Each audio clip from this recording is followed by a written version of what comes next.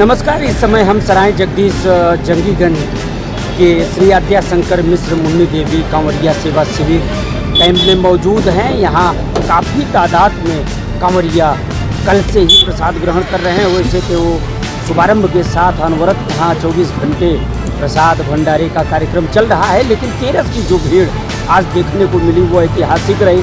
कल से ही हजारों की तादाद में प्रयाग से जल उठाकर और देवादिदेव महादेव की नगरी काशी तक प्रस्थान करने वाले कांवरिया पहुँचे हैं इस शिविर में, और हजारों की तादाद में लोगों ने प्रसाद ग्रहण किया है।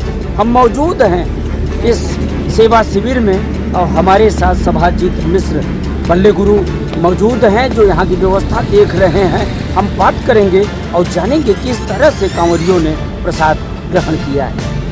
मिश्रा जी, क्या कहेंगे, यहाँ पे कांवरिया सेवा शिविर जो चल रहा है इसमें भारी संख्या में कांवरिये कल से ही उमड़े हैं और प्रयाग से काशी की तरफ प्रस्थान कर रहे हैं, क्या कहेंगे? ऐसा है कि आज तो तेरस है सरकार जी, तेरस है। तेरस की वजह से कल से रात से ही अपरंपार अनेकों संख्या में भीड़ जा रही है।